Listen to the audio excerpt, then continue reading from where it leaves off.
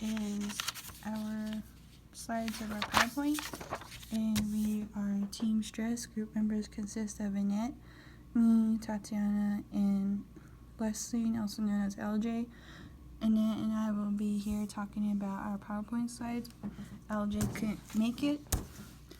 Our three articles consist of the control of anxiety in sport, stress inoculation training prior to abseiling.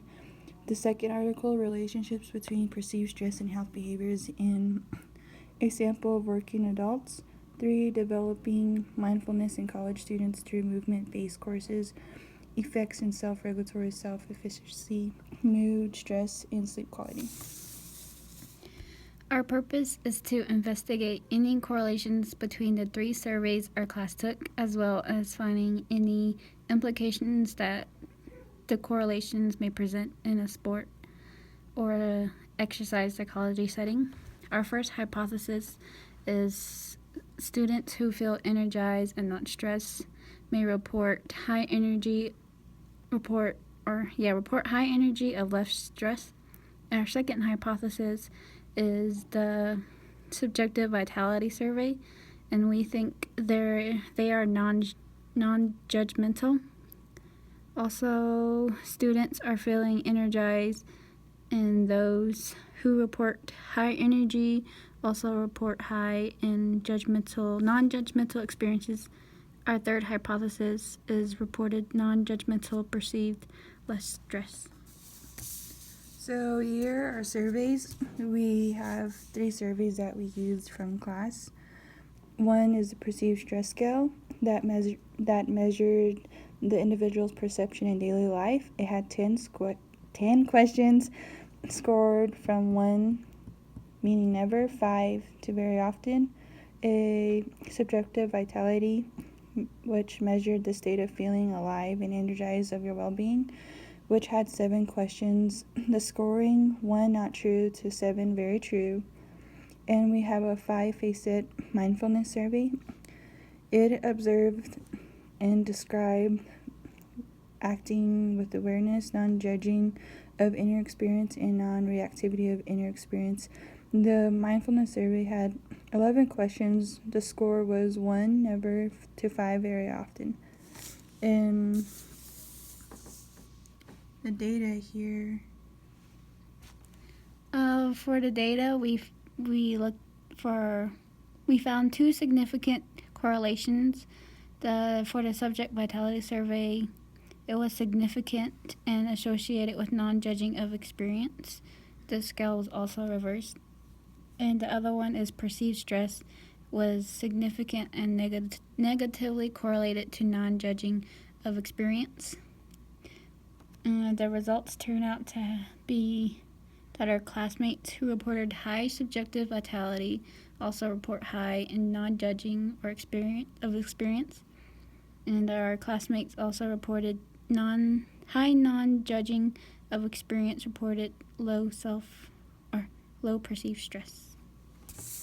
And our method here with our survey was kind of based on the topic of the day in class, which each day throughout the whole semester, one class, we did a 15-minute survey before class. One of the surveys were perceived stress, and another day was mindfulness, and the next was subjective vitality. And we usually had the students either submit the survey before or after class. And going back to the second page on our personal experience, here's our personal experience. With my personal experience with stress, I experience the most stress when homework assignments are due because I tend to overreact on the amount of homework, trying to make time to get in a run, make time to cook and eat. My weekends are usually gone because I work, and by the end of the day, it turns out to not be bad at all, and I just laugh at myself on how bad I overreact on my assignments. And usually what makes me more energized is when I complete my homework assignments, and I usually go for a run after. For my experience, I usually can relate it to my daily life, and that stress can get in the way of work, my family, relationships, and my health, and based on how I'm feeling. I tend to have stress even if it isn't important, and it gets in the way of what is actually essential for me. I also choose health along with stress because it's what I feel confident in fixing, but not for controlling my own feelings most of the time.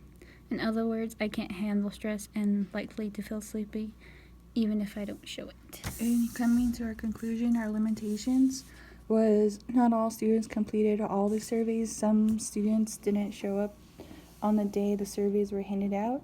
And also from looking at the answers of the surveys, it looked like some students didn't answer the surveys honestly because they would just put the same number in on the surveys on each surveys, especially on the mindfulness survey. And out of the 5 face it mindfulness survey, the non-judging of experience of our data was the last, which possibly might have lost students' interest because of the survey was pretty long and we were given a short amount of time that day to complete the survey. For future direction, we decided the non-judging of experience questions can be the first set of questions to answer instead of the other way. And we can also give students more time to answer the questions more honestly. And the last one is providing a subject to answer the questions with, such as school, relationships, family, work, and etc. And here is our last slide with our references. And that's it.